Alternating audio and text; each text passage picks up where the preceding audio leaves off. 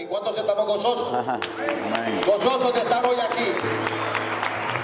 Así que Dios es fiel, Dios es bueno.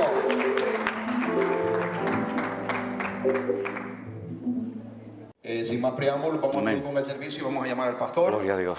Amén. Que Dios lo use como lo tiene. Amén. Gracias, Dios. Gracias, hermano. Dios le bendiga. Amén. Gracias. Buenas noches, hermano. Que el Señor les bendiga grandemente. Estoy muy contento de volver a verles a todos ustedes. Creo que hay gente esta noche aquí que no estuvo en el culto anterior. Era la primera vez que venían, ¿sí o no? A ver, ¿cuántos están aquí por primera vez que no nos habíamos...? Uy, un montón. Ah, yo pensé que todos habían estado el otro día en el culto de... ¿Hoy qué día es? Hoy es jueves. No, hoy es viernes. ¿Cuándo fue el culto que... Es que ya, mire, el martes. A ver, levanten la mano los que no estuvieron el martes. Ah, entonces no estuvo nadie.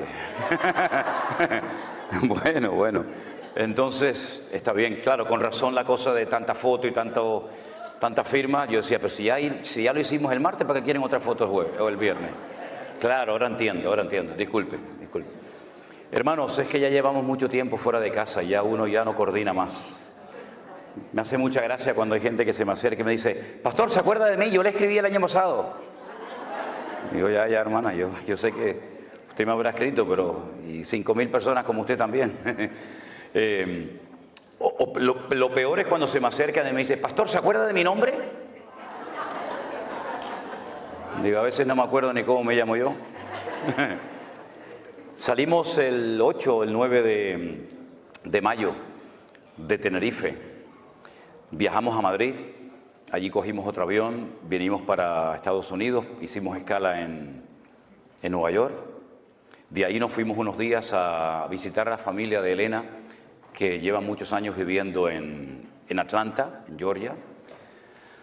Fuimos a visitar también a un tío, el único tío que le queda con vida, a mi esposa, que ya está retirado, fue pastor durante muchísimos años. Él tuvo que salir de España cuando había persecución y se salvó de milagro.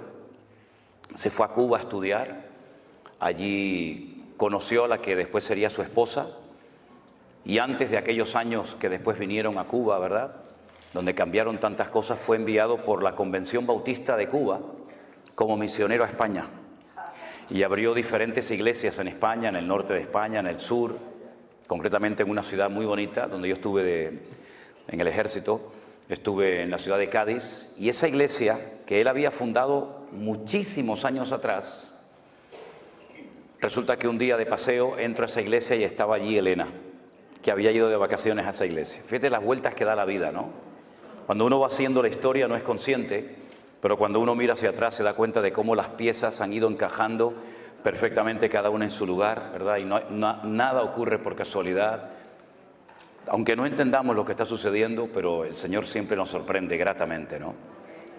Entonces estuvimos allí con ellos unos días, fue muy lindo. Desde el año 98 no los veíamos. Esta es la 6ª vez que yo vengo a Estados Unidos, pero esta vez es especial, es diferente. Y de ahí nos llevó un hermano en su coche, en su vehículo, nos llevó hasta Florida. Y allí estuvimos en Orlando, haciendo cultos, celebrando cenas en hoteles, conociendo también a muchísimos hermanos. Bajamos después a Miami, donde también fue un tiempo muy lindo, muy hermoso. Y ya que estábamos allí, pues cogimos el avión y nos fuimos hasta México. Y allí en México estuvimos visitando muchísimos hermanos y llevando a cabo una serie de reuniones y bautismos y presentación de niños y creo que también alguna boda, no me acuerdo. Y después de México pues cogimos un avión y nos fuimos a Las Vegas. En Las Vegas ya tenemos un local. Fíjense, el primer sitio de todos los Estados Unidos donde hemos abierto ya una iglesia presencial es en Las Vegas. Allá hay un grupo de hermanos en Sodoma y Gomorra. Ya abrimos la iglesia. ¿Ya le parece? Donde abunda el pecado, sobreabunda la gracia. Ustedes no tienen iglesia en Las Vegas, ¿no? Nosotros sí les ganamos. No, broma. Y esto no es una competencia, ¿eh? A ver. Y después de Las Vegas nos fuimos en coche conduciendo un montón de horas hasta San Francisco. Nos encantó San Francisco. Me decía el hermano Jeremías, que es uno de los colaboradores, junto con otras hermanas que están aquí esta noche con nosotros, que ¿qué quería conocer de San Francisco? Y le digo, mira, yo quiero conocer de San Francisco 2 sitios. Quiero ver el Golden Gate, el puente, que ahí hice un par de devocionales, no sé cuántos lo vieron. Estaba a la mitad nublado, estaba con niebla, pero me hacía mucha ilusión de estar allí, ¿no? En el puente de San Francisco, ¿no? Y le dije, mira, y a mí me hace mucha ilusión, incluso hasta si me dejas allá dormir, me quedaría. Dice, ¿a dónde quieres ir? Digo, a la isla de Alcatraz. Y me llevaron a la isla de Alcatraz. Fuimos a la isla de Alcatraz, impresionante, tremendo. Bueno, esas cosas que uno tiene, ¿no? Que te hace ilusión verla, todo aquello. Yo fui capellán de una cárcel en Tenerife durante 7 años y me siento muy bien en las cárceles de visita, ¿no? Me refiero, ¿no?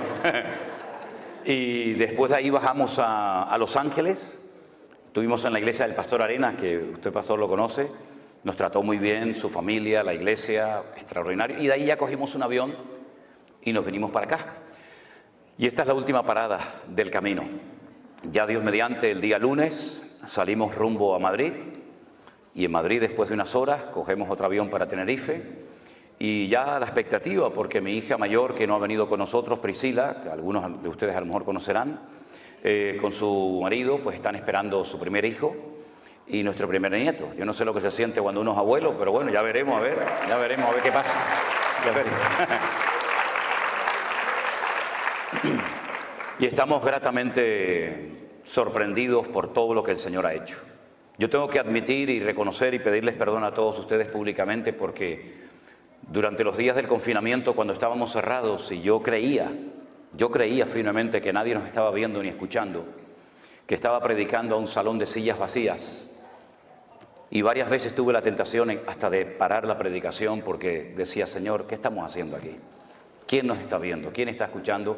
Me di cuenta de que en aquellos tiempos en los que atravesamos aquel desierto, porque aquello fue un desierto totalmente, ¿verdad? Nos dimos cuenta tiempo después de que el Señor estaba usando esas palabras, esos cultos, esos mensajes, para ganar a miles de personas. Y ha sido una obra invisible, por lo menos para nosotros. Ustedes juegan con ventaja, ustedes nos ven a nosotros, saben si somos altos, bajos, si vamos bien vestidos, mal vestidos. Ustedes lo saben todo de nosotros. La gente dice, oye, ¿cómo está fulano? ¿Cómo está mengano? Digo, ¿pero ustedes cómo saben eso? Y dice, nosotros lo sabemos todo. Yo no sé nada de nadie, pero ustedes lo saben todo de nosotros, porque lo contamos todo. Y nos hemos dado cuenta de que el Señor hizo una obra maravillosa. Para muchos el concepto en sí mismo de la iglesia virtual ya les choca, les sorprende, porque yo sé que no estamos habituados a hablar en esos términos, ni a ver el poder y el mover de Dios a través de las redes sociales como lo hemos visto y lo seguimos viendo cada día, pero realmente el Señor es increíble. Hemos cantado esta noche varias veces, cuán grande eres tú, cuán grande es el Señor. Y es que efectivamente nuestro Dios es mucho más grande de lo que tú te puedas imaginar. Ni nuestros cánticos, ni nuestras alabanzas, ni nuestros aplausos nos pueden hacer entender, por lo menos en este momento, mientras estemos en este planeta Tierra, lo grande y lo poderoso y lo magnífico que es nuestro Dios. Pero a la misma vez, ese Dios tan inmenso, tan indescriptible para el lenguaje humano, se ha reducido, por decirlo de alguna manera, se ha acercado a nosotros en forma de hombre, con carne y hueso, y habitó entre nosotros, y pudimos ver su gloria. Y cuando caminaba por las calles de Israel, partió el rumbo de la historia en dos. Mira que hubo grandes profetas en la antigüedad, ¿verdad? Podríamos hablar de Jeremías, de Isaías, de Daniel, pero ninguno de ellos se pudo comparar jamás a la personalidad, a la figura de nuestro amado y querido Salvador, el Señor Jesús. Porque Él, mis queridos hermanos, dejando toda la gloria, dice que se despojó y se anonadó. Esa es lo que dice la versión 1909, la nuestra Reina Valera del 60, en ese sentido no tradujo bien el término. Dijo que se despojó, pero yo me puedo despojar de la chaqueta, pero seguir vestido. Pero Él se anonadó, lo cual significa que se hizo nada, ¿verdad? Y tomando forma de siervo, podía haber tomado forma de rey, de conde, de duque, de marqués. Tomó forma de siervo. Y estando en la condición de siervo, de hombre, se humilló a sí misma hasta lo máximo. Ya no podía bajar más. Y dice que estando en la condición de hombre, se hizo obediente, porque tú te puedes hacer hombre, pero ser un desobediente, un rebelde. Pero él optó a hacerse hombre obediente hasta la muerte, eligiendo la peor muerte de todas las que se han inventado por la raza humana, que es la muerte de cruz. ¿Qué les parece? Un descenso de la gloria al sepulcro. Pero a continuación dice el apóstol Pablo en la carta de los Filipenses, por lo cual, viendo este descenso, por lo cual Dios le exaltó hasta lo sumo y le dio un nombre que es sobre todo nombre, para que en ese nombre se doble toda rodilla de los que están en el cielo, en la tierra y aún debajo de la tierra, y toda lengua confiese que Jesucristo es el Señor. Den un fuerte aplauso a Él, aleluya. Ese es nuestro Dios, a Él la gloria en esta noche, aleluya. Pero, aunque no voy a hablar de este tema, pero sí quiero, como me dijo el pastor Noris hace un rato, dice, puedes alargarte esta noche un poco más porque mañana es sábado y la gente no trabaja. Entonces dije, esta es la mía. Esta es la mía, amigo. Se hizo siervo, pero es que no todos los siervos en la Biblia eran iguales. Hay diferentes tipos de siervos en la Biblia. Estaba el que se llama el ecónomo. Un ejemplo de un siervo ecónomo, que la Biblia en el Nuevo Testamento lo llama el ayo, el maestro, fue José. José era un ecónomo, un hombre que adquirió toda la responsabilidad de la casa de su amo Potifar. Era un siervo, era un esclavo, pero con privilegios. Sabía leer, sabía escribir y tenía responsabilidades por encima de otros siervos. Qué curioso, para sus hermanos José era una amenaza y para José era una bendición. ¿Cómo es posible que a veces tú para algunos hermanos seas un peligro y para los inconversos seas un instrumento tremendo en las manos del Señor, verdad? Unos lo venden y otros lo compran. Y él fue un ecónomo, un hombre que marcó una diferencia en Egipto, y toda la administración económica de todo el imperio cayó sobre sus manos, porque era un siervo, pero un siervo ecónomo. Pero cuando Moisés escribe la ley, habla de un tipo de siervos que se llaman los doulos, que son los esclavos de amor. En la ley de Moisés había una ley que decía que cada cierto tiempo, cuando llegaba el año de jubileo, todos los esclavos tenían que ser puestos en libertad y las deudas se perdonaban. Usted me debe dinero a mí, llegaba el año de jubileo, ya no me debes nada. ¿Se imaginan si el Fondo Monetario Internacional cada 70 años le perdonara a todas las naciones de la tierra, a toda Latinoamérica, a toda África, las deudas que tienen? El mundo sería una maravilla, habría igualdad. Los ricos no serían cada vez más ricos, ni los pobres serían cada vez más pobres, ¿verdad? Habría una justicia distributiva y todos podríamos vivir en paz y sin la presión de no poder pagar ni siquiera los intereses de una deuda que jamás de los jamases se va a poder pagar. En Israel había una ley que era justa. Todas las deudas tenían que perdonarse cada 70 años. Y Jesús la mencionó en el Padre Nuestro. Perdónanos nuestras deudas como nosotros también perdonamos a nuestros deudores. Viene del año de jubileo. Y se le daba la posibilidad a los esclavos de irse, de empezar una vida nueva como ciudadanos libres. Pero corría la posibilidad, y de hecho ocurrió en varias ocasiones, esclavos que renunciaban voluntariamente a su libertad. Y para que sus amos no fueran acusados de explotadores, lo que hacían cuando un esclavo quería permanecer por el resto de su vida como esclavo, por amor y no por presión, su amo lo llevaba a la puerta de la ciudad donde se celebraban los juicios y las reuniones importantes y se tomaban los acuerdos, incluso hasta por escrito. Y delante de la presencia de 2 o 3 testigos de los ancianos de la ciudad, se le horadaba la oreja y se le ponía un zarcillo, se le ponía un pendiente. Y cuando tú veías a un hombre por la calle, hoy en día no, porque hay hombres que se ponen zarcillo y no saben ni lo que hacen más bien el ridículo, ¿no? Pero en aquellos días, cuando a un hombre se le ponía un pendiente, la gente decía, mira, este hombre pudo haber sido libre y rechazó a su libertad por amor a su amo. El tercer tipo de esclavo que había era el upereta, que es el que se menciona en el texto de Filipenses que les acabo de mencionar, tomando forma de upereta, tomando forma de siervo. Era el siervo de siervos, el que estaba en el escalafón, en el nivel más bajo, para limpiarle los pies a la gente que venía a la casa de sus amos. Eran los que los romanos ponían abajo en galeras, en aquellos barcos de remo que cruzaban el Mediterráneo, y allí bajabas pero no subías. Allí te encadenaban y morías reventado. Allí no había vacaciones, no había misericordia, no había descanso. Allí el que bajaba no subía. Por eso Pablo dice, Cristo bajó, pero Él subió hasta lo más sumo, porque el Padre lo elevó, ¿verdad? Después estaba el ayo. El ayo es el que menciona Pablo. Dice que la ley, la Torá de Moisés, fue nuestro ayo, es decir, fue como un instrumento que nos llevó para conocer a Cristo. Y una vez que conocimos a Cristo, la ley ya dejó de cumplir su función, ¿verdad? Y el ayo era el siervo culto que sabía leer, que sabía escribir, y se utilizaba para entrenar al heredero. Y dice que mientras el heredero estaba bajo el ayo era superior a él, pero cuando el heredero crecía, ya el ayo no tenía ninguna función, ninguna razón de ser. Entonces vemos cómo en la Biblia hay distintos niveles, pero no solamente de servicio, sino también hay niveles de fe. Había personas a las cuales el Señor le decía, grande es tu fe.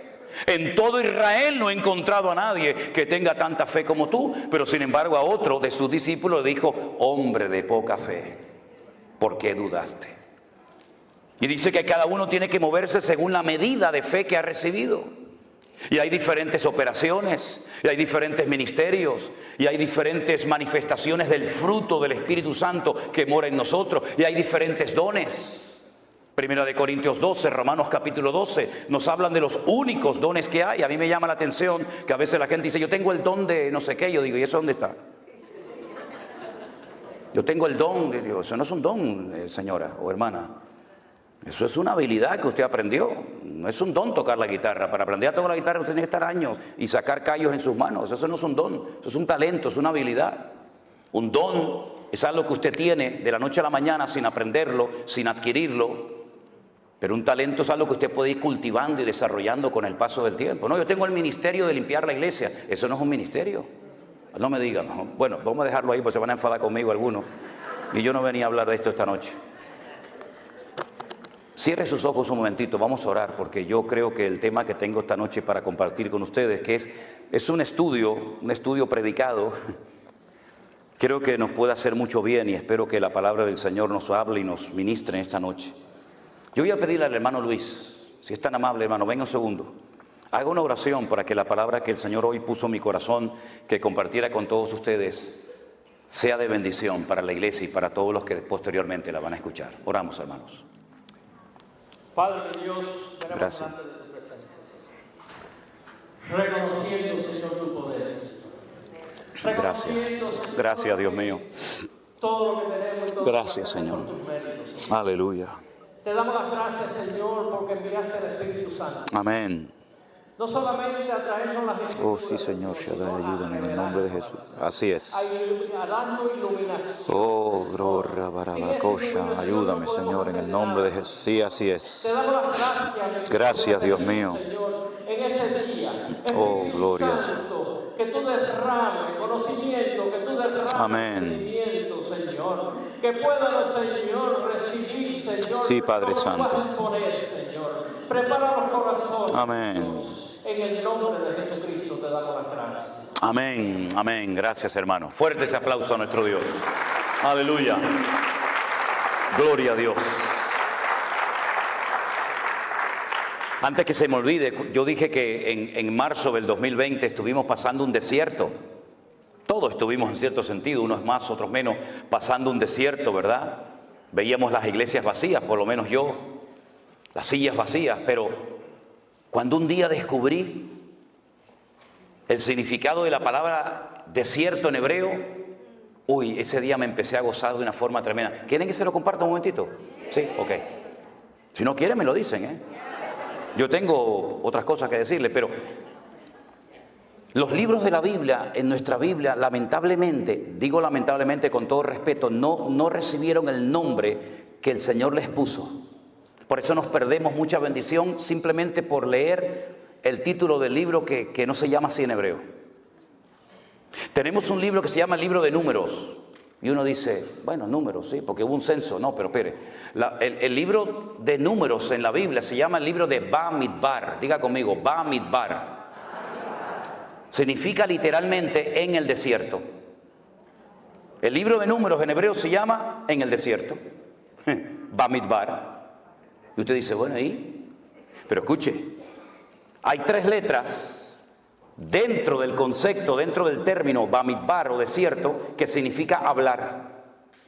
Dabar, la palabra dabar, el verbo dabar es hablar. Anile daber, atale daber, dabar es hablar. Y la palabra hablar está en el desierto, lo cual quiere decir que el sitio donde más habló el Señor fue en el desierto. Así que cuando esté atravesando un desierto, dele gloria a Dios, porque es el lugar donde más habló el Señor. Más que en Canaán, habló en el desierto. Gloria a Dios. Bueno, ahora nos vamos al libro de Bereshit, que es el libro del Génesis. Bereshit tiene 6 letras y son la unión del verbo bara, shit. Bara es el verbo crear, no hacer, crear. Shit es el número 6 en hebreo. Creó 6. Y en el libro de Bereshit o en el libro de Génesis, en el capítulo 9, se relata una historia muy, muy interesante. Mientras buscan el texto, permítame decirles que si uno quiere analizar y estudiar uno por uno los 613 mandamientos que aparecen en lo que llamamos nosotros el Pentateuco o el Humash en hebreo, que viene del número Hamesh de 5, la ley de Moisés, uno va a encontrar que hay exactamente 613 mandamientos. ¿Cuántos hay? Y todos los días, observando, conociendo la cultura de Israel, tú ves el 613 por todos lados. Por todos lados. Miren, cuando yo voy a Israel, y espero que algunos de ustedes, ya algunos me han dicho que van a ir conmigo este año, cuando ustedes llegan allí se van a dar cuenta que yo tomo mucho un zumo, un jugo, que es de Rimón, ¿cómo se llama? De granada. De granada. ¿Sabéis lo que es la fruta, la granada, no? Bueno, ellos parten la granada a la mitad, la meten así en una máquina, la exprimen y te dan un zumo de granada que a mí particularmente me gusta muchísimo. Las granadas de Israel, cuando usted las parte a la mitad y empieza a sacar las semillitas esas rojas que lleva dentro, las pone todas encima de una mesa, de un plato, de un vaso, y usted va a contar 613. Bueno, será casualidad, vamos a coger otra, parte a la mitad, saca 613. Puede partir 1000 granadas y todas ellas tienen dentro 613 semillitas. Pero eso se ve por todos lados, por todas partes se ve. Y cuando uno analiza uno por uno los mandamientos, los 613 mandamientos, que son muy interesantes, pero te lleva años estudiar cuántos mandamientos hay en Génesis, en Éxodo, en Levítico, etcétera, etcétera, tú te das cuenta de que tú los puedes clasificar en grupos. Por ejemplo, hay un grupo de mandamientos que se dieron para recordar cosas del pasado. Esa es la finalidad de dicho mandamiento. Y ahí entrarían, por ejemplo, las fiestas de obligatorio cumplimiento para el pueblo de Israel, como subir a Jerusalén en la fiesta de la Pascua, en el mes de Abib. Abib, en hebreo, con V, es primavera, el mes de Abib. Entonces dice, pero eso aparece en Tel Aviv. Claro, Tel es monte, Abib es primavera, el monte de la primavera, ¿no? Entonces, en el mes de Abib, entre marzo, abril generalmente, tienen que subir a Jerusalén a celebrar la fiesta de la Pascua. Y 50 días después, la fiesta de Shavuot o Pentecostés, y finalmente la fiesta de los tabernáculos. Y había un mandamiento que era para recordar cosas, el Shabbat. El único día de la semana que tiene nombre. En hebreo no hay lunes, martes, miércoles, no. En hebreo es día primero, día segundo, día tercero, día cuarto, día quinto, día sexto y Shabbat. Shabbat, Shevet, siéntate. Shevet, siéntate. Shabbat, quédate quieto, no te muevas. Eso es lo que significa, ¿verdad? Y hay mandamientos que son para recordar permanentemente cosas que Dios hizo. Hay otro tipo de mandamientos que no entran dentro de una lógica. Uno dice, bueno, ¿y esto por qué lo mandó Dios? No lo puedes entender, pero Dios lo mandó para probar tu fe y tu obediencia. Y ahí, por ejemplo, entra lo que se llama la paradumá, que es la vaca roja, la finalidad de la vaca roja, de la cual habla la Biblia en Hebreos y en Números. Ahí entra el no mezclar ciertos alimentos lácteos con cárnicos. Y uno dice, ¿y qué razón de ser tiene esto? Aparentemente ninguna. Pero Dios está probando tu fe y tu nivel de obediencia. Luego hay una gran clasificación de mandamientos que se llaman lo ta'asé. Dígalo conmigo, lo ta'asé. No hagas. Cosas que no se pueden hacer. No matarás, no cometerás adulterio, no andarás por tu pueblo chismorreando, etc. No se hace, no se hace. Son los mandamientos lo ta'asé. Ellos lo llaman lo ta'asé o mandamientos negativos. Y luego hay un gran sector de mandamientos que lo llaman ta'asé. Si lo ta'asé es no hagas, ta'asé, ¿qué es? Ahí está. Mira, ya saben hebreo, fíjate tú por dónde. Cosas que tienes que hacer. Hay cosas que tenemos que hacer y cosas que no tenemos que hacer. Entonces, cuando tú vas a la palabra de Dios, te encuentras que hay muchas cosas que el Espíritu Santo inspiró a los autores de la Biblia para que viéramos ejemplos a no imitar. No se escribieron para que tú hagas lo mismo, no. Se escribieron como advertencias para que tú no hagas ni digas lo mismo que dicho personaje hizo o dijo. Y hay otras parábolas, otras historias, otros relatos que se narraron y se escribieron para que nosotros siguiéramos el ejemplo e hiciéramos exactamente lo mismo. ¿Cómo podemos saber si lo que voy a leer es algo que tengo que hacer o no tengo que hacer? Por el resultado que produjo. Y en el libro del Génesis, capítulo 9, hay una historia de algo que no se tuvo que haber hecho, pero se hizo. Y el Señor la registró en las páginas de su palabra para que tuviéramos un ejemplo de algo que no tenemos que hacer los creyentes bajo ninguna circunstancia. Génesis 9, versículo 18. Dice la palabra así. Y los hijos de Noé que salieron del arca fueron Sem, Can y Jafet. Punto y coma, pon ahí, ¿sí o no? Y ahora me da una información, de los tres me da una información que no me da con el primero ni con el tercero. Me dice, y Can es el padre de Canaán. ¿Por qué no dice el versículo? Bueno, y fulano de tal es el padre de, no solamente de Can, solamente destaca. ¿Se dan cuenta? Sem, Can y Jafet destaca que Can es el padre de Canaán. Por algo será, lo vais a ver ahora. Versículo 19. Estos tres son los hijos de Noé y de ellos se llenó toda la tierra. Toda la raza humana desciende de ellos. Es un estudio muy interesante ver qué naciones descienden de Jafet, de Sem, de Can, ¿verdad? Pero no es el tema ahora. Después comenzó Noé a labrar la tierra y plantó una viña. ¿De dónde sacó esa viña? Si toda la tierra estaba anegada en agua, seguramente ya la tenía dentro del arca. Se llevó muchas semillas, no solamente animales.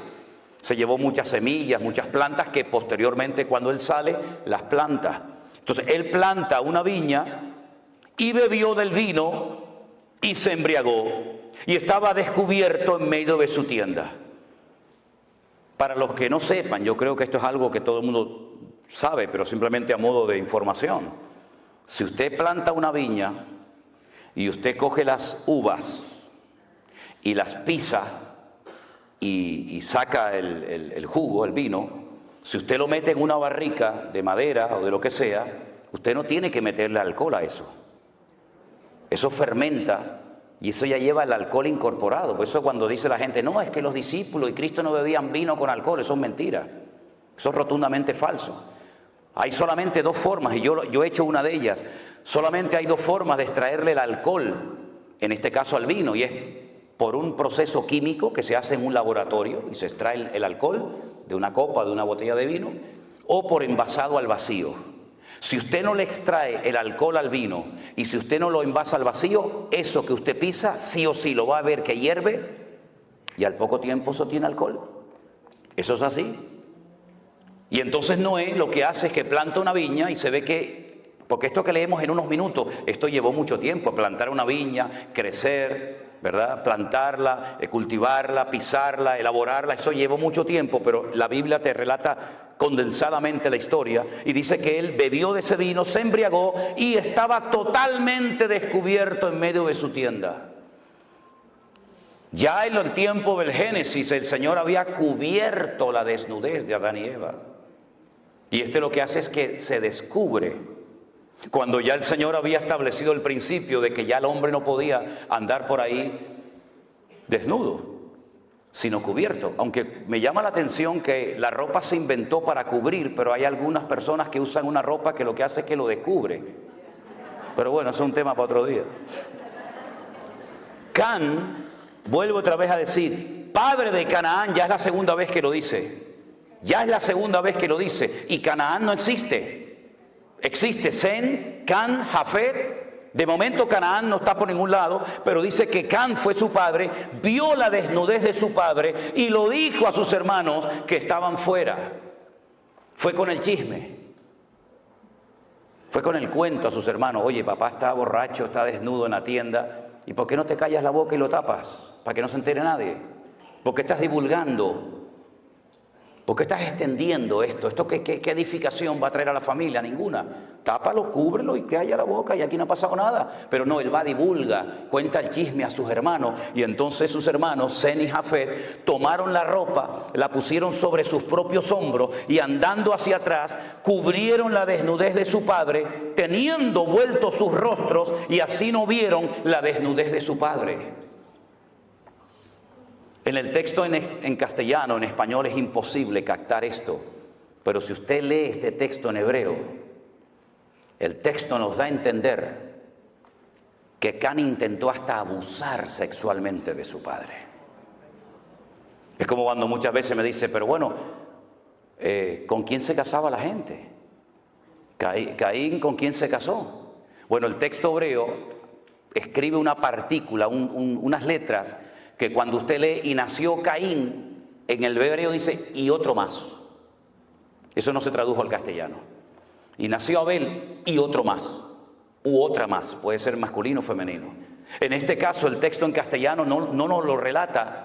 Yo sé que para algunos puede ser una sorpresa, pero cuando usted lee el texto en hebreo y lo analiza letra a letra, palabra a palabra, usted se va a dar cuenta que no solamente se rió de su padre, no solamente fue con el chisme y con el cuento a sus hermanos, sino que incluso quiso hasta abusar sexualmente de su propio padre.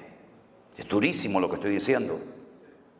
Fíjense lo duro que es que después en la ley de Moisés se establece, no puedes ver la desnudez ni de este, ni de este, ni de este, ni de la otra, ni de otro, ¿verdad? Y lo establece claramente. Y de entonces dice que ellos cubren la desnudez de su padre. Y me llama mucho la atención, déjenme que les lea este versículo que dice, tenemos una hermana pequeña que no tiene pechos. Usted dice, ¿usted está leyendo la Biblia? Sí, claro. Estoy leyendo en Cantares capítulo 8, para que no se asusten. Tenemos una hermana que no tiene pechos. ¿Qué haremos de nuestra hermana cuando pregunten por ella? Bueno, tal vez tenía un defecto, tal vez era falta de desarrollo, de madurez, pero van a preguntar por ella y van a decir, ¿a la niña qué le pasa? ¿Qué le pasa al niño? No, le pasa algo, ¿no? Y entonces, de una forma poética, en literatura poética hebrea dicen, si ella es un muro, edificaremos sobre ella un palacio de plata. Y si fuera una puerta, la guarneceremos, la adornaremos con tablas de cedro. En otras palabras, vamos a hacer todo lo contrario a lo que hizo Can, que fue con el chisme y con el problema, el pecado que había cometido su padre. Nosotros vamos a cubrirla. No encubrir. Encubrir dice que el que encubre no prosperará. Pero el amor cubrirá multitud de pecados. Parece lo mismo, encubrir a cubrir. No es lo mismo. El que encubre no prospera, dice la Biblia. Pero el amor nos permite cubrir la falta del hermano, que no se entere nadie. Oye, déjalo, no pasa nada. ¿Estás arrepentido? Busca al Señor, sí, amén, ya está. Queda entre tú y yo, ya está. Usted sabe que la mejor manera de divulgar una noticia es contársela a un cristiano evangélico. Eso ni el WhatsApp, ni el Facebook, eso corre como la pólvora. Cuando se despierta Noé, porque tarde o temprano se tenía que despertar, se despierta de su embriaguez y supo lo que había hecho su hijo más joven. Se enteró.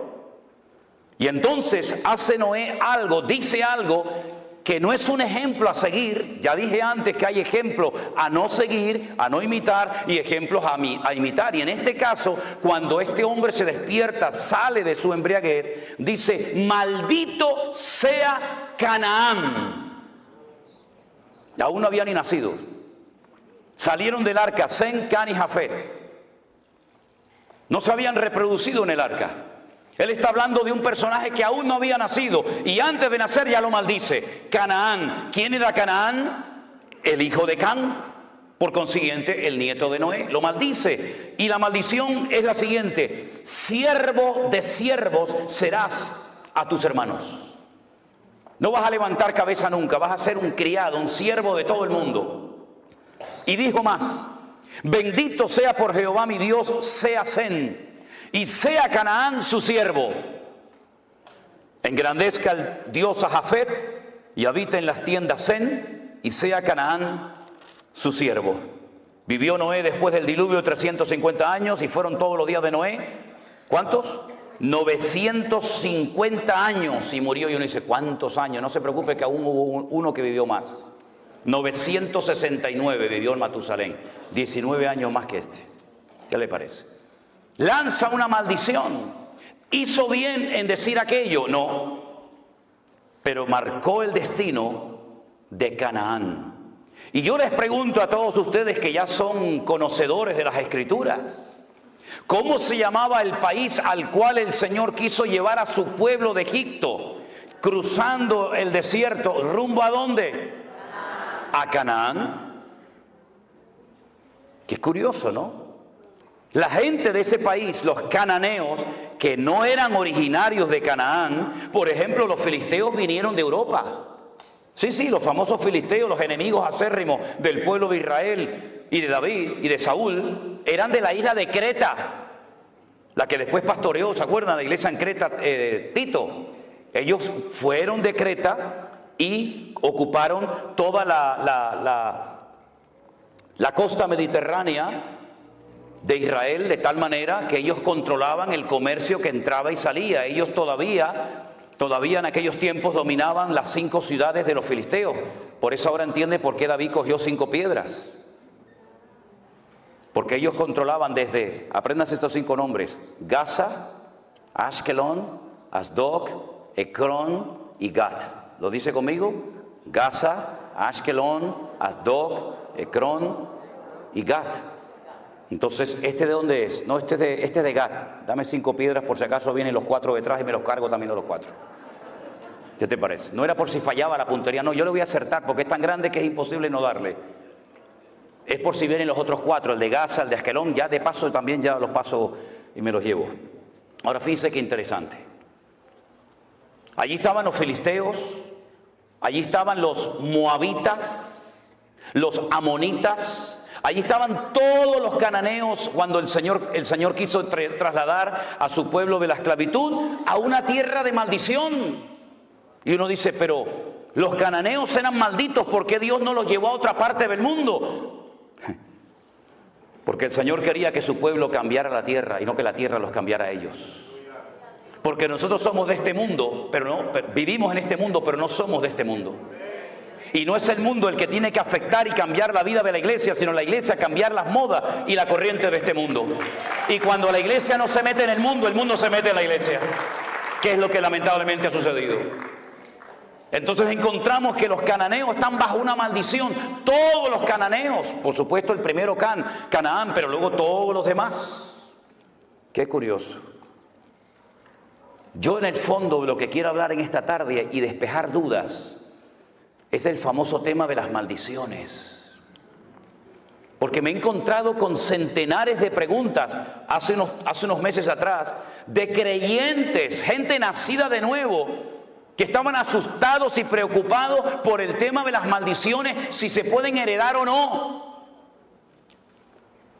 Y algunos me citaban parte de Éxodo capítulo 20. ¿Saben que Éxodo capítulo 20 es de los 2 capítulos que hay, Deuteronomio 5 y Éxodo 20, donde aparecen los 10 mandamientos, ¿verdad? Y el Señor le dice que al pueblo de Israel que Él visita la maldad de los padres sobre los hijos hasta la tercera y cuarta generación. Y me citaban así el texto y yo les decía, no lo mutile, no lo corte, siga. No lo corte, siga citándolo. De los que me aborrecen, que no es nuestro caso, hermanos. Dios visita la maldad de los padres sobre los hijos hasta la tercera y cuarta generación de los que me aborrecen. Pero para 1000 generaciones será bendita la generación del justo. ¿Y cuánta gente vive bajo esa opresión? Y asustados y con miedo. ¿Será que yo estoy maldecido porque mi abuelo le pegó? ¿O mi abuelo fue un alcohólico? ¿O mi madre fue...? ¿Pero qué está diciendo? ¿Quién le enseñó esa barbaridad, esa locura? Yo voy a ir despejando con la palabra, no con argumentos humanos. Yo no vengo aquí a entretenerles a ustedes, yo vengo aquí a predicar la palabra de mi Dios. Y yo le voy a ir despejando con la palabra falsos argumentos y falsas posturas teológicas que han hecho mucho daño al pueblo de Dios. Ya le acabo de mencionar que Dios visitaba la maldad sobre los padres, sobre los hijos de los padres hasta la tercera y cuarta generación de los que me aborrecen. Por lo tanto, el creyente, el nacido de nuevo, el que es templo del Espíritu Santo, el que ha pedido perdón por su pecado, ahí no tiene por qué sentirse aludido. Porque usted no aborrece al Señor, que yo sepa, que yo sepa. Ahora, si hay alguien aquí que aborrece a Dios, agárrate, mi hermano. O bueno, más que mi hermano, mi amigo. Porque hermanos no. Resulta que cuando llegan a la tierra de Canaán, que no es Israel todavía, bueno, a veces se le cita como la tierra que fluye leche y miel, ¿sí? Para no mencionar lo de Canaán, Israel todavía no se llamaba la tierra que fluye leche y miel. Y entonces la gente dice, oye, pues si fluye leche y miel, allí tiene que haber vacas por todos lados. Si, para que corra la leche, tiene que haber millones de vacas. No. Mira, te lo voy a decir de otra manera para que lo entiendas mejor. Es tierra de palmeras y de dátiles. Es lo mismo, tierra que fluye leche y miel. Miel de palmera, como la que tenemos en Canarias, miel de dátiles. Y el higo ese que tiene púas, lo aplastas y sale una leche. Entonces yo te voy a llevar a una tierra de palmeras y de dátiles, de leche, de higo y de miel de palmera. A esa tierra yo te voy a llevar. Pero allí a la tierra que yo te voy a llevar no es como la de Egipto, que no hace falta orar por lluvia, allí siempre hay agua. ¿Por qué? Porque viene el río más largo del mundo, 6.666 kilómetros de largo. Siempre hay agua en Egipto. En Israel no. En Israel vas a tener que comportarte bien para que yo mande la lluvia temprana y la lluvia tardía. Y depende de tu conducta en la tierra, actuará el cielo. De ahí viene lo de atar y desatar, permitir o no es permitir, ¿verdad? Y resulta que cuando entran a la tierra prometida, Josué, que ya había aprendido la lección hace 40 años atrás del fracaso de los espías que vinieron con un informe negativo y sembraron un espíritu de desánimo y de derrota en el pueblo, él opta por mandar a 2. ¿Se acuerdan? Y les dice, entren en Jericó y que nadie se entere que ustedes están ahí. Ustedes son espías, los otros eran exploradores. Son 2 palabras en hebreo diferentes, no tiene que ver una cosa con otra, aunque se traduce igual en la Reina Valera. Entren a Jericó, ¿y dónde pueden entrar sin levantar sospechas 2 extranjeros? A un burdel, a una casa de prostitución donde entran y salen hombres y no van a levantar sospecha como si entraran a cualquier otro lugar. Entonces, entren y averigüen cómo está la situación de adentro hacia afuera. Y cuando llegan a la casa de Rahab, la ramera, la dueña del prostíbulo, Rahab le dice, escuchen, hemos oído lo que Jehová vuestro Dios hizo por vosotros cuando os sacó de Egipto. Es como si te saca alguien el periódico de hace 40 años de esta ciudad y te lee las noticias de hace 40 años, como si fueran actuales. Eso es lo que Rahab está haciendo. Hemos oído lo que el Señor vuestro Dios hizo cuando os abrió el mar rojo, cuando derrotasteis a Faraón y a los egipcios. y cómo habéis ido venciendo a todos los reyes por el camino. Y sabemos que el Señor vuestro Dios entregará esta tierra en vuestras manos. Tenían más fe los inconversos en el Dios de Israel que Israel en el Dios de ellos. Y entonces ella pide clemencia, pide misericordia. Por favor, no me matéis, porque esta ciudad yo sé que va a ser entregada en vuestras manos. Ahora, hay un dato curioso en el libro de Josué que dice que Rahab vivía entre muro y muro. Eran 2 muros alrededor de las casas, eran 2 círculos concéntricos, uno más grande que el otro, ¿verdad? Eran como 2 grandes circunferencias. Y ella vivía entre muro y muro. Quédense con ese dato. Ellos le dicen, si tú no le cuentas al rey de Jericó que hemos estado aquí y que nuestros soldados están al otro lado del Jordán, y cuando vayan a Israel conmigo van a ver Jericó, Jericó todavía existe, la ciudad de las palmeras, y van a ver allí el río Jordán, y enfrente van a ver otro país que hoy en día se llama Jordania. Eso es un país inventado, eso no existía, eso en la Biblia es Moab. Pero los ingleses, para que no les atacaran y no les robaran las posesiones, dijeron a los hashemitas, que eran los peores del desierto, mira, vamos a hacer una cosa, para que no nos ataquen más y nos dejen en paz, les regalamos un país entero y te nombro rey. Y entonces dijeron, ¿cómo lo llamamos? Pues si está el Jordania, venga, para ustedes. Y así se lo inventaron. Entonces las tribus estaban al otro lado, y estos cuando le dicen a Rahab antes de irse, amarra este cordón rojo en la ventana de tu casa para que cuando entremos y caigan las murallas y tomemos posesión de la tierra, sepamos dónde tú vives para que no te matemos. Pero una cosa, tienes que estar dentro de la casa, tú y toda tu familia. ¿Lo entendiste? Sí, ok, chao. Se fueron. Viene la destrucción de Jericó, todos conocemos la estrategia. Allí no se lanzó ni una piedra, ni una lanza, ni una jabalina, ni una flecha, nada, porque no iban a caer por el poder del hombre, iban a caer por la estrategia divina. Los muros cayeron de arriba abajo, se desmoronaron, no cayeron. Cuando los arqueólogos fueron en los años 50 a estudiar las antiguas murallas de Jericó, que aún están allí, la antigua Jericó, se dieron cuenta de algo muy curioso, que los muros no habían caído de afuera hacia adentro, tampoco lógicamente de afuera hacia adentro, sino, ¿se acuerdan la imagen aquella que vimos aquí cerca cuando aquellas 2 torres gigantescas, cómo cayeron? Se desmoronaron sobre sí mismas, así, de arriba abajo. Así cayeron los muros de Jericó, porque fue una intervención divina del cielo a la tierra. Cuando ellos entran a la ciudad de Jericó, todas las murallas caen, el círculo de afuera y el círculo de adentro, pero la casa de Rahab permaneció. Porque caerán a tu lado 1000 y 10.000 a tu diestra, mas a ti no llegará, por cuanto has puesto tu confianza en Jehová tu Dios. Fuerte ese aplauso a él. Dios la cuidó, aleluya, porque Dios cuida de la vida de su pueblo. Bendito sea Dios. Recuerden, ella es descendiente de Canaán, y Canaán que estaba bajo la maldición de Noé. Maldito sea Canaán. ¿Cómo eran los cananeos? No tengo tiempo de explicar todo, pero fundamentalmente tremendamente idólatras, salvajes, sin misericordia, sin piedad ninguna, y una promiscuidad sexual sin precedentes, terribles.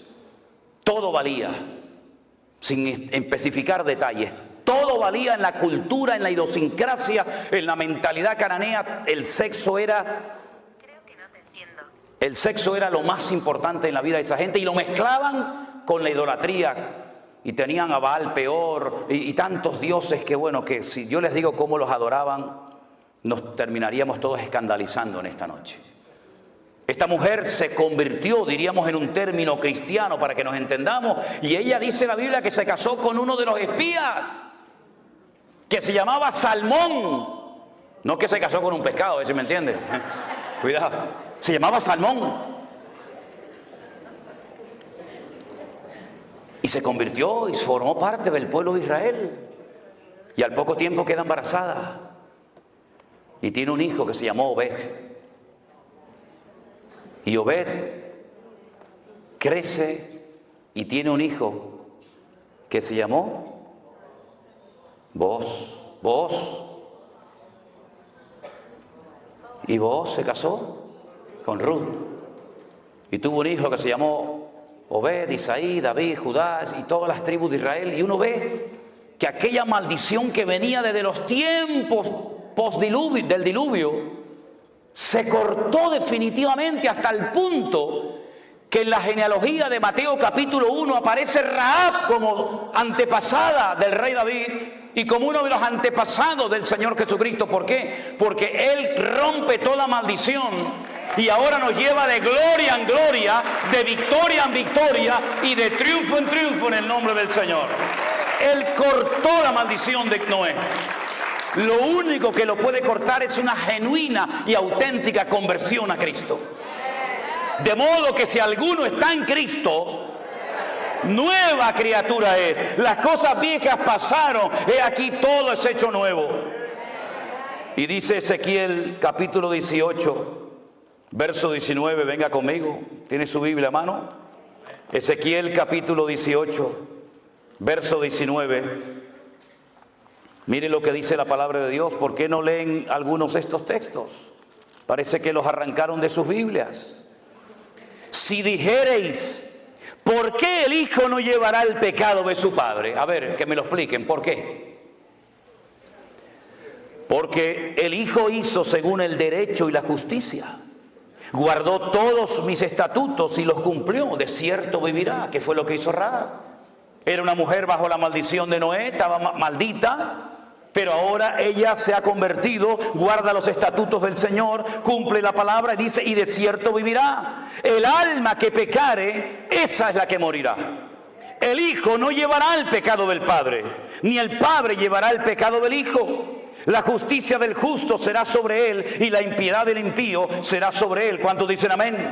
En otras palabras, ahora entienden la absurda pregunta que los discípulos en Juan capítulo 9 le hacen al Señor cuando ven a un ciego de nacimiento y le dicen al maestro: Señor, explícanos esto, para que este muchacho naciera así, en esta condición que nunca ha visto, porque hubo gente que vio y perdió la vista y la recuperó. Pero hubo personas como este de Juan capítulo 9 que nunca había visto. Entonces explícanos, Señor, ¿quién pecó, este o su padre, para que este haya nacido ciego? Siempre especulando, siempre tratando de buscarle las cuatro patas al gato, ¿verdad? Siempre tratando de buscarlo, ¿verdad? De complicarnos la vida. Y el Señor le dice: no, no es así. No es que pecó ni este, ni su padre, sino que este nació ciego para que la gloria del Señor hoy se manifieste en él. Y veáis que hay poder en el nombre del Señor para cambiar vidas y desgracias. Y cuando Juan, que estaba allí, oye esta explicación, y el Señor le pone en su corazón escribir un evangelio, lo hace de una forma extraordinaria, magistral. Él dice que, lo dice incluso en el evangelio que escribió, que muchas cosas hizo el Señor y muchas cosas dijo el Maestro que no todas se escribieron. Él dice, dando su opinión personal: pienso que si se hubieran escrito todas las cosas que dijo, hizo el Señor, no cabrían los libros en el mundo. Pero estas se han escrito para que creyendo en Él tengáis vida eterna. Y entonces lo que hace es que analiza y ve todo el ministerio de Jesús. El hombre más cerca del corazón de Dios en el Antiguo fue David. Y el hombre más cerca del corazón de Cristo en el Nuevo fue Juan. El único que le dijo: ¿quién es, Señor? Yo no te voy a entregar. Todos dijeron: ¿quién? ¿Seré yo? ¿Seré yo? ¿Seré yo? Yo no sé, yo sé que no soy. ¿Quién es, Señor? El único que se recostó sobre Cristo y oyó el latido del corazón del Maestro. Él vio todos los milagros del Señor Jesús, todos. Incluso se llevó a María, su madre, como encargo en la cruz, ¿se acuerdan? Las conversaciones que habrá tenido con ella. Pero entonces él dice: de todo lo que el Señor hizo, yo voy a escoger 7 solamente. Y no lo llamó milagros, lo llamó señales, marcas en el mundo espiritual. Y entonces en el capítulo 2, 4, 5, 6, 6, 9, 11... Él es como si tuviéramos 7 cámaras de filmación, 7 cámaras de vídeo grabando en esta noche aquí, y después juntáramos todo el material de las 7 cámaras, la que está allá arriba, la que está por los costados, la que está enfrente, juntáramos todo el material y lo pudiéramos ver. La pregunta es: ¿cuál de las 7 proyectó la verdad? ¿Aquella? ¿La de la izquierda? ¿La de la derecha? ¿Cuál de las 7 cámaras grabó la verdad? Todas, desde diferentes puntos de vista. Unos de atrás para adelante, unos de adelante para atrás, unos de arriba abajo. 7 visiones diferentes de la misma escena, del mismo culto. Eso es lo que hace Juan. En el capítulo 2 dice, yo estuve allí cuando le dieron agua y él la convirtió en buen vino. En un vino excelente que dejó al catador, al maestresala, con la boca abierta diciendo, pero ¿qué has hecho? Has guardado el mejor vino para el final, cuando el bueno se pone al principio y después ya cuando están ya que no disciernen de derecha e izquierda, le pones el malo, pero tú lo has hecho al revés. Es que lo mejor está por venir, mi hermano. Y entonces muestra el Señor de la calidad.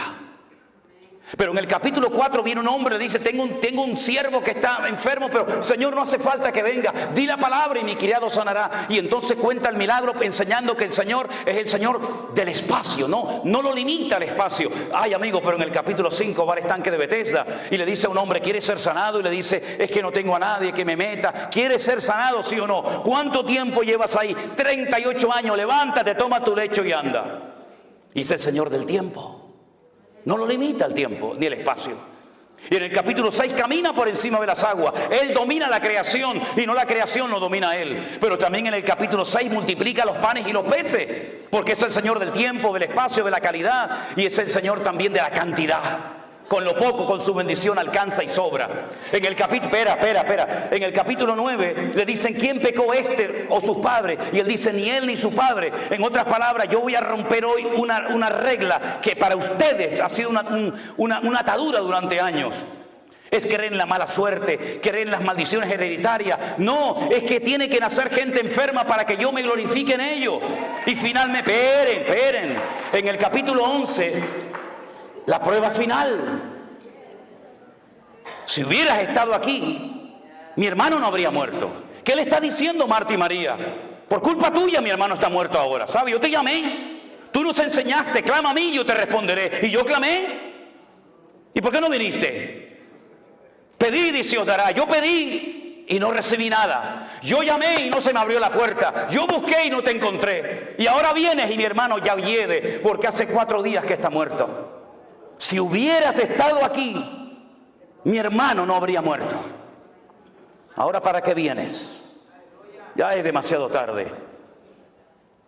Los judíos creían y creen que a las 72 horas, a los 3 días, el alma se va del cuerpo y nunca regresa. Por eso cuando vas a Jerusalén, al Valle de los Huesos Secos, al cementerio más antiguo del mundo, te encuentras en las tumbas una ventana para que salga el alma y no regresa hasta el día postrero, en la resurrección.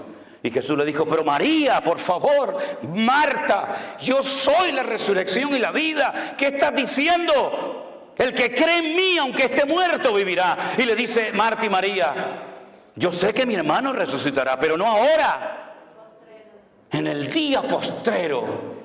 Es una fe a largo alcance, pero no la sabes acercar a tu realidad, a tu vivencia personal de ahora. Mucha fe en el cielo, mucha fe en la gloria, mucha fe en la nueva Jerusalén, pero ahora eres incapaz de creer que Dios hoy te puede sorprender con un milagro. Vamos al cementerio y dice, Lázaro, sal fuera. Y yo he estado en la tumba de Lázaro. Me metí dentro de la tumba de Lázaro y quise probar por mí mismo lo que dice la Biblia, que lo llamó a gran voz. Me metí dentro de la tumba de Lázaro, que no es así en horizontal, sino es como una escalera así como bajando. Y cuando estaba bien abajo en la tumba le dije, antes de entrar a los de arriba, gríteme con toda su fuerza. Y no se oye nada. Y menos con una piedra, que en este caso ya no está. Pero el Señor lo llamó y Lázaro salió fuera. Entonces en esos capítulos 2, 4, 5, 6, 6, 9, 11, usted puede ver que no hay nada ni nadie que detenga al Señor. ¿Por qué? Porque Él es el Rey de Reyes y Señor de los Señores. Apláudele ahora si quiere a Él. A Él toda la gloria, a Él la honra, aleluya. Él lo cambia todo. Él lo cambia todo. Rahab llegó a ser antepasada del mismísimo rey David. Dejó la prostitución, dejó la mala vida. Llegó a ser antepasada del Señor Jesucristo. Porque no importa lo que tú hayas hecho o cómo te hayas comportado, el Señor perdona y olvida. Hay creyentes que ni perdonan ni olvidan. Pero nuestro Dios siempre, al corazón arrepentido, al contrito y humillado, tú no despreciarás.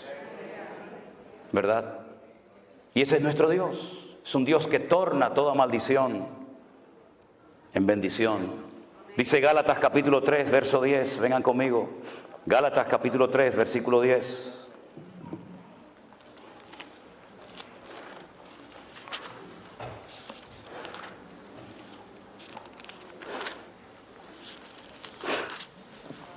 Porque todos los que dependen de las obras de la ley están bajo maldición. No es nuestro caso, ¿verdad, hermanos? Los que dependen de las obras de la ley están bajo maldición. ¿Por qué? Porque la ley dice: maldito todo aquel que no permaneciera en todas las cosas escritas en el libro de la ley para hacerlas. ¿Usted quiere vivir según la ley? Inténtelo. Vaya, ya empiece. Si usted es capaz de cumplir una ley perfecta de 613 mandamientos, siendo un ser humano imperfecto, finito y limitado, inténtelo. Pero le digo de antemano que no lo va a poder conseguir nunca.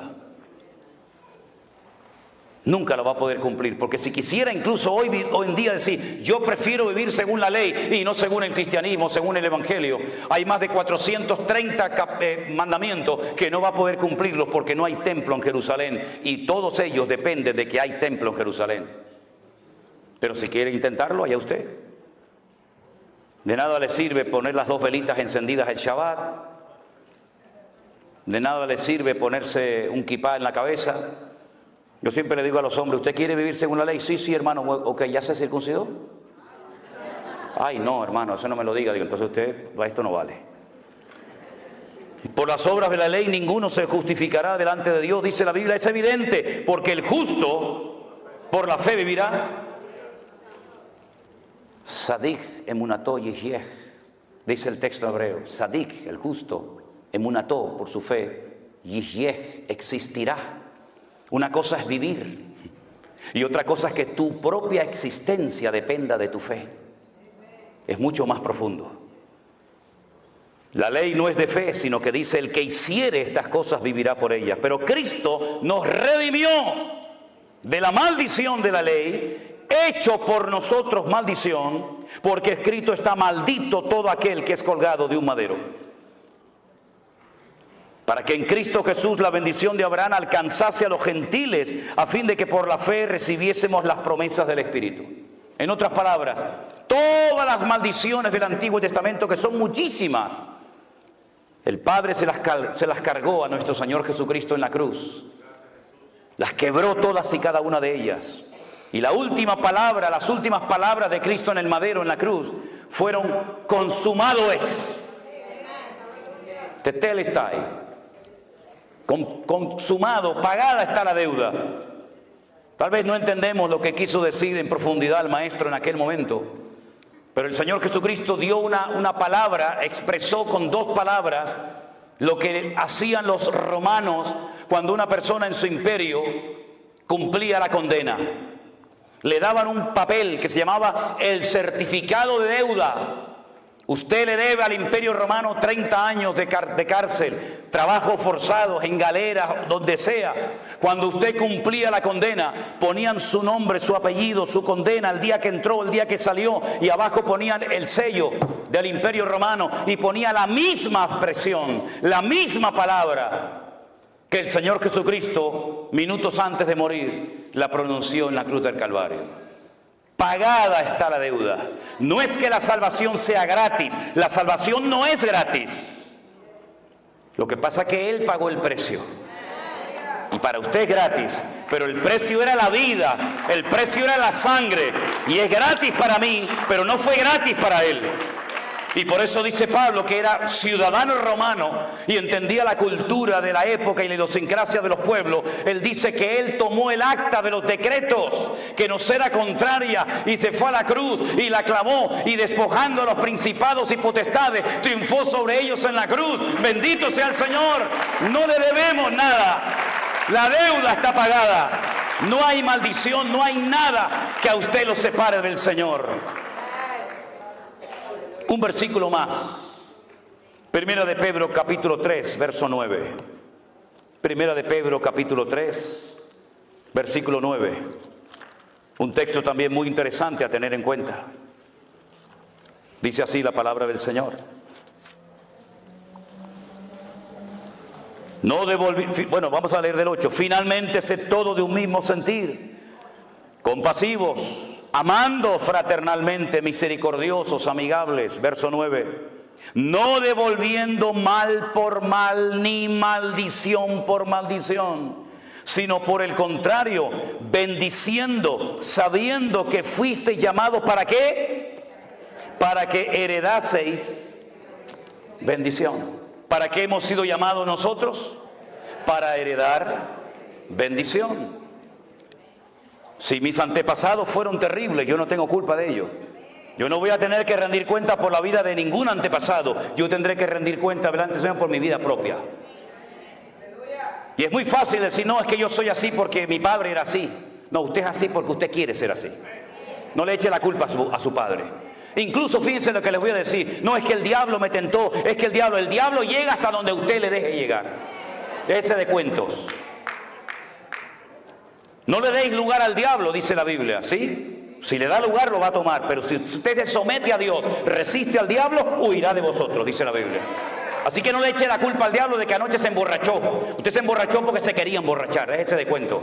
Engaña a otro si quiere, a mí no. No, es que se me presentó la tentación y el diablo me tentó y me fui con otra. No, tú te fuiste con otra porque te querías en el fondo ir con otra. Porque el diablo te tienta porque conoce las debilidades de tu corazón. Porque hay gente que no es tentada nunca por la droga, porque nunca anduvieron en ese camino. Y porque hay gente que son tentadas en ciertas cosas, porque son las rendijas que le tienes abierto al enemigo, que él las conoce perfectamente. Y cuando estás rodeado de luz, cuando estás en medio del campamento de los santos, cuando estás entre los hermanos, el enemigo ni se te ocurre acercarte, pero en el momento en el que bajas la guardia y en el momento en que nadie te observa, si tu corazón no es limpio, no verás a Dios, porque dice la Biblia que solamente los limpios de corazón verán a Dios. Pero no quiero terminar este estudio, este mensaje, sin citar el famoso versículo de, pero hermano, y si no damos el diezmo, no estamos en maldición. Sí, ya sé que es Malaquías, ¿eh? Gracias por recordármelo, ¿eh? Dicho sea de paso, el último libro de nuestra Biblia es el libro del Antiguo Testamento. ¿Cuál es? Malaquías. En hebreo no. En hebreo son los mismos libros que los nuestros, pero el orden es diferente. ¿Y por qué los judíos quitaron a Malaquías del último libro del Antiguo Testamento, de la Tanaj, como lo llaman ellos? Y pusieron Segunda de Crónicas. Porque cuando usted termina de leer el Antiguo Testamento, dice la palabra maldición. Y para no terminar de leer la Biblia, el Antiguo Testamento, mencionando la última palabra maldición, lo ponen en otro sitio para no terminar con la palabra maldición, sino con el nombre Israel. Porque la palabra Israel es muy interesante porque termina con una letra que se llama la letra Lamed, que es la equivalente a la L nuestra. Y cuando usted empieza a leer la Biblia desde el principio, la primera letra que se encuentra es una letra que se llama la letra Bet, que significa casa, y son 4 preposiciones, pero bueno, es la letra Bet. Entonces yo empiezo leyendo la Biblia con la letra Bet y termino el Antiguo Testamento con la letra Lamed y la junto las dos y dice Lev, corazón. Cuando termino de leer la Biblia he conocido y he penetrado en el corazón de mi Dios. Ahora, mis queridos hermanos, me han preguntado muchas veces que usted está en contra del diezmo. No, yo no estoy en contra del diezmo. ¿Usted quiere dar el diezmo? Délo. Pero si usted no da el diezmo, usted no se va a ir al infierno.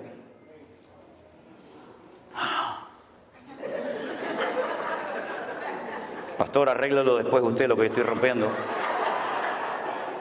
Yo no estoy de acuerdo, me dicen algunos, porque el diezmo del Antiguo Testamento. Le digo, no pasa nada, hermano. A partir de ahora del 20, porque el diezmo era lo mínimo. ¿Usted no está de acuerdo? Tiene que dar el 20, menos no puede dar porque está fuera de orden, ¿verdad?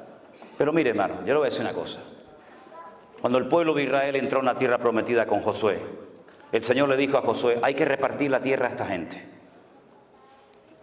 Toma medidas de la tierra, a cordel, toma medidas, ¿verdad? Y echen suertes. Era el sistema en la época. Echen suertes y a ver, ¿a dónde le toca a Simeón? Al norte, venga, vete para el norte.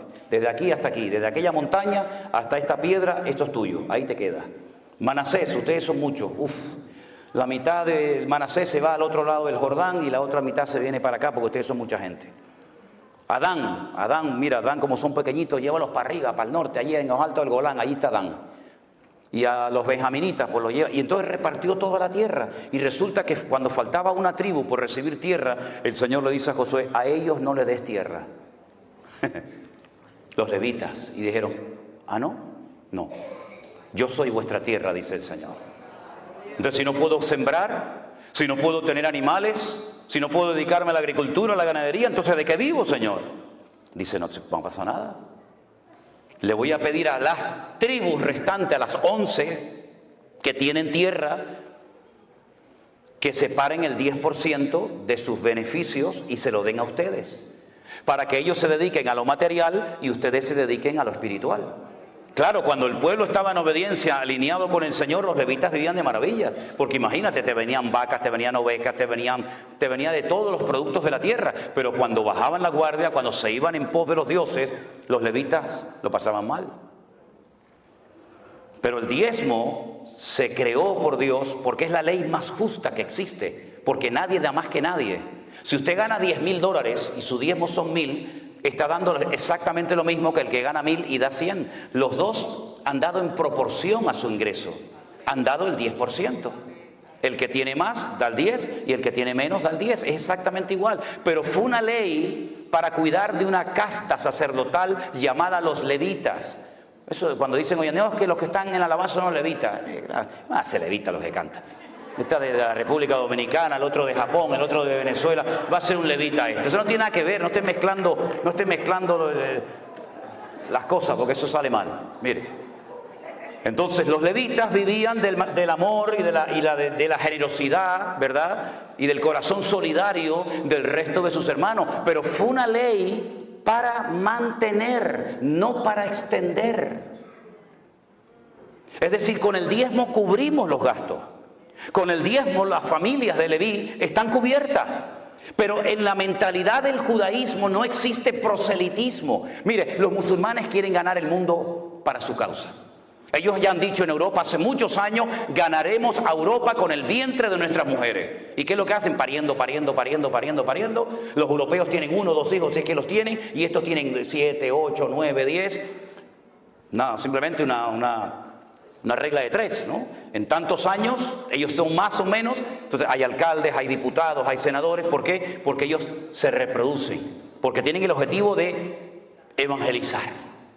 Los cristianos también tenemos el objetivo de ir por todo el mundo y predicar el evangelio. Los budistas, todas las religiones, todas las sectas del mundo quieren ganar gente, quieren ganar adeptos, quieren ganar clientes, llámalo como quiera, para su causa, menos los judíos.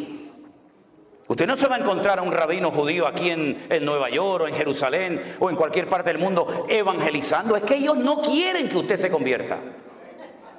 Ellos ni le hablan, ni le miran. Usted es un goyín, usted es un perro. Pero entonces, ¿cómo hacemos?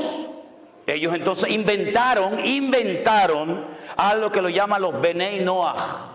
Benei Noah, los hijos de Noé. Y se inventaron 7 leyes que Dios le dio para los gentiles a Noé. Es un invento. Esto está en el Talmud, la Tetafot, la Gemara. Son cosas que no... Y entonces ellos dicen, nosotros somos el pueblo escogido. Ellos no tienen ninguna intención de evangelizar.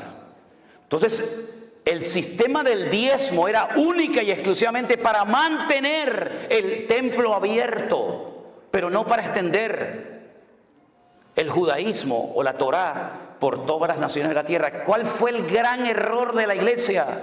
Adoptó un sistema del judaísmo, lo aplicó a la vida de la iglesia y creen que con los diezmos y con ofrenda vamos a evangelizar el mundo, y es imposible, porque es cuestión de matemática, y las matemáticas son ciencias exactas.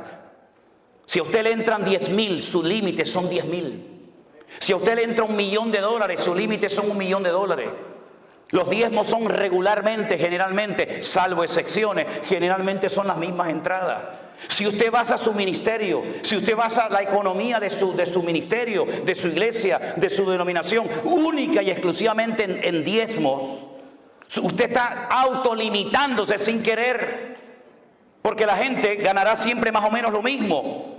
Entonces, ¿cuál es el sistema de Dios para la iglesia hoy en día? El justo por la fe vivirá. Eso se lo dijo el Señor a Abraham, no a Israel, se lo dijo a Abraham. Y por eso dice la Biblia que nosotros no somos hijos de la ley, nosotros somos hijos de Abraham, el que recibió las promesas. Entonces, si usted vive por fe, no hay límite.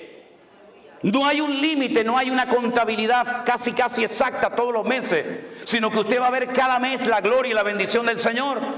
Y entonces cuando usted tiene que hacer algo, usted no tiene que sacar la calculadora.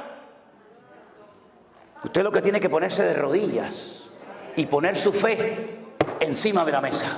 Porque si usted saca la calculadora, dice, no podemos, hermanos, no podemos. Ha entrado este mes 10.000. Y ustedes me están diciendo que nos metamos en un proyecto de 50 millones. Y ustedes me están diciendo que compremos un avión. Y que ustedes me están diciendo, entonces no cuadran los números. Y una cosa es fe y otra cosa es locura y ambición. Una cosa es la fe y otra cosa es decir, no, el Señor nos va a respaldar. ¿Qué te va a respaldar si no te respaldan a ti? Pero si yo digo, hermanos, no nos dan las cuentas, pero no se preocupen, vamos a orar. Y el Señor nos va a sorprender. Y entonces el Señor comienza a sorprenderte como lo hizo con nosotros, que sin diezmos y sin ofrendas recibimos en los 2 meses de confinamiento ofrendas generosas de todo el mundo, que jamás en nuestra vida nos podíamos imaginar cómo el Señor usando a gente que no conocíamos. El Señor tocaba corazones de gente en Australia, en Alemania, en Afganistán, en Japón, en montones de lugares, sorprendiéndonos, porque el que sustenta y cuida a la iglesia no son los diezmos suyos ni los míos, sino es el Señor que cuida y bendice a la iglesia. Es una forma diferente, revolucionaria, ya lo sé. Pero algunos dicen, bueno, está muy bien su explicación, está muy bien, como me dijo a mí un pastor, yo te entiendo, Manolo, lo que quieres decir, pero yo no tengo esa fe. Y le dije, pues tienes un grave problema, querido. Porque yo tengo la obligación como pastor de despertar, de desafiar a mi pueblo. Y la Biblia me dice a mí como pastor, ese versículo no es para ti si eres oveja. Ese versículo es para mí como pastor. Y para los pastores que estamos aquí presentes. Imitad la fe de vuestros pastores. Yo no tengo que imitar la fe de ustedes. Son ustedes los que tienen que imitar la fe de vuestros pastores. Y para poder imitar la fe de unos pastores, uno tiene que ser el botón de muestra, el punto de referencia de lo que yo intento decirle a la iglesia. Porque no solamente cuando predico soy consciente que transmito información, y es una tremenda responsabilidad, sino que transmito mi forma de ser, transmito mi espíritu y permita el Señor que transmite la fe de tal manera que hay gente recién convertida que tiene fe para creer y ver cosas del Señor, que gente que lleva toda la vida en la iglesia ya no tienen esa fe. Por eso, mis queridos hermanos, si algo grande ha hecho el Señor en este tiempo de confinamiento y posterior, es romper muchas estructuras. Estructuras de denominaciones que funcionaron pero que ya no van. Estamos en unos nuevos tiempos, la palabra es la misma, el evangelio es el mismo, el mandato es el mismo, el Espíritu Santo es el mismo, pero Dios se está moviendo de formas diferentes en la tierra. Y hemos podido ver una cosecha de almas en 2 años que no habíamos visto en 40 años de servicio al Señor. Porque nuestra confianza no está en lo que tenemos, porque no tenemos nada. Algunos dirán, bueno, ahora que les está entrando tanto dinero a ustedes con ofrendas y con Facebook y con YouTube, este hombre será un millonario. Ahí está el tesorero de la iglesia, ahí está Armando. Pregúntenle a él cómo vive Manolo y Elena y sus hijas. Nosotros no tenemos propiedades, ninguna. Yo llevo ganando el mismo sueldo que me paga la iglesia hace 22 años. No vivo como un millonario. Miren mi ropa, miren mi casa, miren cómo vivimos. Yo no tengo anillo, yo no tengo cadena, yo no tengo nada. Este reloj me lo regaló una hermana en Israel cuando estuve. No estoy en contra de nada de eso. Pero yo sé que a mí me miran con lupas miles de personas.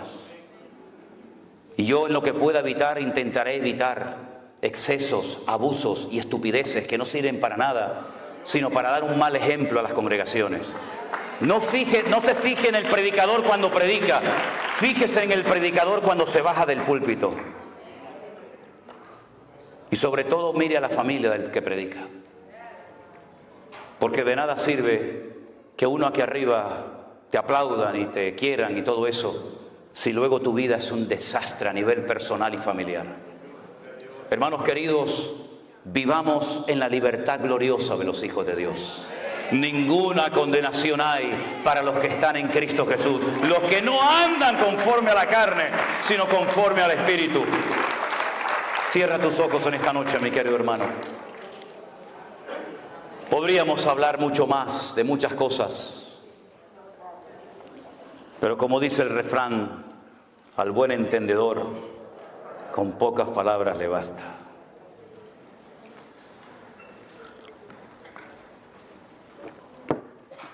No vivan bajo condenación, queridos hermanos. La sangre de Jesucristo nos ha limpiado de todo pecado. Las cosas viejas ya pasaron. Disfrute de su comunión con el Señor. Disfrute de su familia, de sus hijos. El ministerio no es para sufrir. El ministerio es un privilegio. Y el día que no nos apasiona el ministerio y servir a las almas, pues tendremos que dedicarnos a otra cosa. Porque no hay nada peor que un ministro cansado, agobiado, estresado. Pero qué gozo tan grande cuando ves en la casa de Dios, en los hijos del Señor, el gozo, la paz, la alegría. Nos gozamos con lo mucho, nos gozamos con lo poco.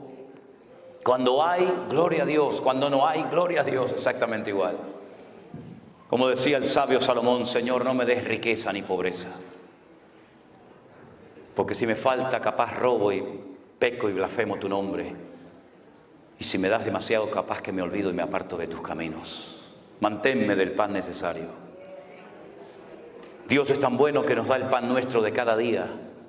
Nos da ropa, nos da salud, nos da comida. Nos da cosas para disfrutar de la vida hasta que Él venga. Hermanos, marquemos una diferencia en esta ciudad. Marquemos una diferencia en este mundo enfermo que le ha dado descaradamente las espaldas al Creador. Que vean gente que sonríe, familias unidas, gente contenta, que se goza y se alegra en el Señor. Que el mundo nos vea reír, hermanos. Que el mundo nos vea alegres. Es verdad que nos cansamos. Es verdad que a veces uno dice, Señor, ya no aguanto más. Pero ahí viene el bálsamo del Señor y te dice, levántate, levántate, sigue andando. Todavía queda mucho camino por recorrer. Aleluya. Cierre sus ojos y ore al Señor y dígale gracias, Dios mío, por tu bendición en mi vida. Aleluya. Y mientras nos preparamos para enseñar una alabanza que quiero que cantemos todos juntos en esta tarde, el pastor Norris, pastor de esta iglesia, por favor, si es tan amable, diríjanos en una oración. Aleluya. Alabado sea Dios. No sé si está Miriam por ahí, que nos puedes ayudar en el coro. Gloria a tu nombre, Jesús. Gracias. Vamos a cantar la lentita. La lenta, ¿sí? ¿Este es el mío? Eso es. Gloria a ti, Jesús. ¿Me das monitor aquí? Gracias. Te damos gracias, Señor. Te damos gracias por tu palabra expuesta, Señor. Tú conoces cada corazón que está aquí hoy, Dios. Aleluya. Sí, Señor Jesús. Tú conoces cada vida, Dios mío. Aquellos que han estado atados por mucho tiempo también, Jesús. Pero tu palabra ha sido expuesta hoy, Dios mío. Venimos delante de tu presencia, Padre. Presentamos a este pueblo, nos presentamos cada uno de los que estamos aquí. Padre, si en esta noche hay una vida, Dios mío, Espíritu Santo, trata con ella, Padre. Si hay alguien en esta noche que la palabra ha tratado con él, te adoramos. Y por mucho tiempo tal vez ha estado perseguido por acusaciones de lo que el pastor enseñaba, por ataduras, o si hay alguien aquí que nunca ha entregado su vida a Cristo, creo que es el momento de hacerlo. La palabra ha sido expuesta. Dios conoce su carga, conoce sus necesidades. Dios lo conoce a usted tal como está. Pero como dijo y explicó el pastor, todo aquel que tiene a Cristo en su corazón es libre. Es libre, porque Él vino a libertar a los cautivos. Él vino a libertar a los cautivos. La palabra del Señor dice: conoceréis la verdad y la verdad os hará libre. Y la verdad es Cristo. Habrá alguien aquí que levante su mano y donde está y dice: Señor, yo te necesito hoy. Habrá alguien aquí en esta noche. Levante su mano, ahí donde está. Alguien que quiera reconciliarse con el Señor. Levante su mano, párese, lo queremos ver. Sea valiente, no tenga miedo, no tenga temor. El Espíritu Santo quiere transformar su vida, ayudarlo a dar ese paso. La palabra ha sido expuesta, ha sido enseñada, ha sido predicada, pero ahora le toca dar ese paso a usted. Nosotros los pastores enseñamos, predicamos, ministramos. El Espíritu Santo hace una parte, pero a usted le toca hacer una parte. Es cuestión de decisión del corazón. Voy a pedirle a todos los hermanos que se han levantado, pasen aquí enfrente. Vamos a orar por ustedes.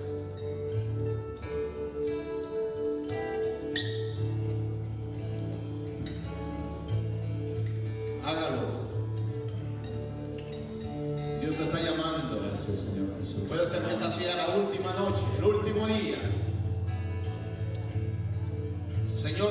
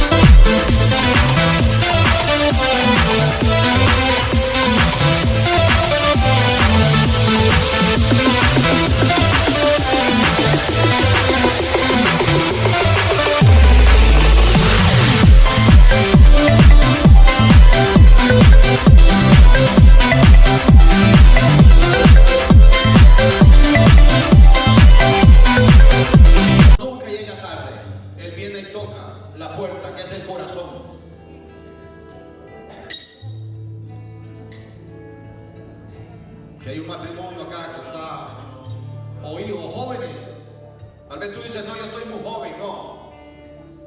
Bienaventurado el joven que conoció al Señor, se entregó al Señor en su juventud. La misericordia de Dios es todos los días. Él siempre está llamando, Él siempre está esperando.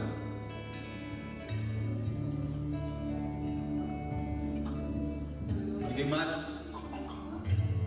¿Habrá alguien más que dice: sí, estoy dispuesto? ¿Habrá algún matrimonio aquí que está pasando por una situación difícil? Tal vez están a punto de divorciarse. Problemas que vienen a los matrimonios. Tal vez por falta de comunicación, por falta de perdón. Tal vez hay acusaciones, pero para eso estamos aquí, para eso está expuesta la palabra.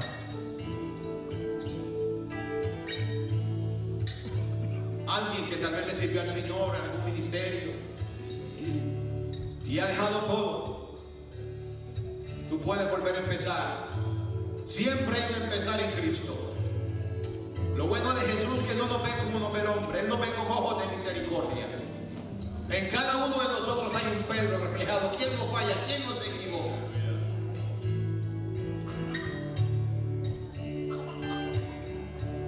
Gloria al Señor.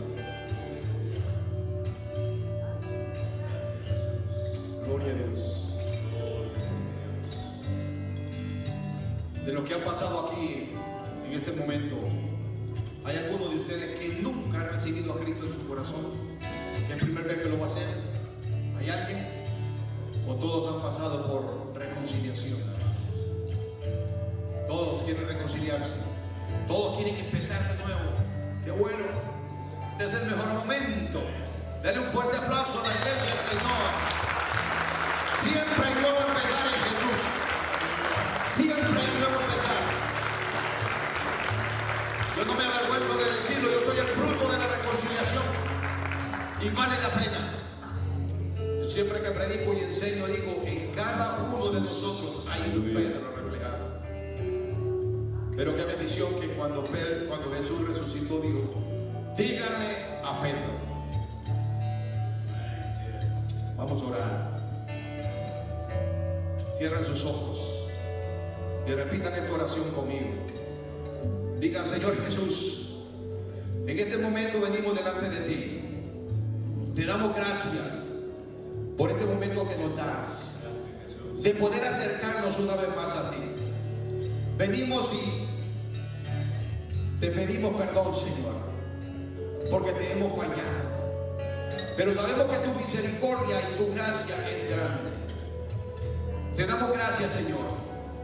Espíritu Santo, guíame a que de aquí en adelante yo sea fiel a ti, Jesús. Señor Jesús, te pedimos perdón y te damos gracias por este momento. Gracias, Señor. En este momento me reconcilio contigo. Amén. Permite que de ahora en adelante pueda poner la mirada en ti y seguirte a ti. Ponce por leer tu palabra. Gracias te doy, Señor. Gracias te doy, Señor. Gracias te doy. Padre, mire estas familias.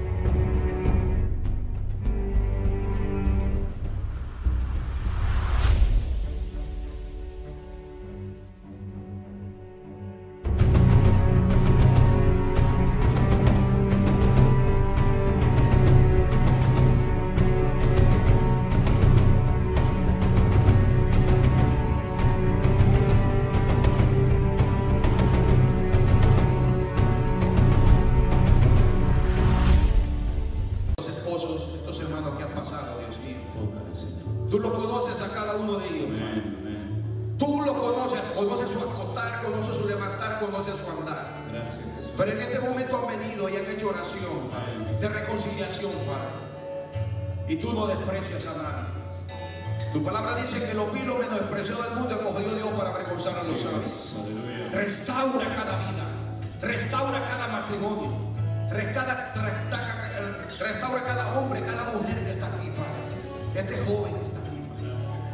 Esta jovencita que está aquí, Padre. Dale fuerza para seguir adelante, Padre. Dale fuerza para seguir adelante, Padre. Revélale tu palabra, concede ellos de leer tu palabra, Dios mío.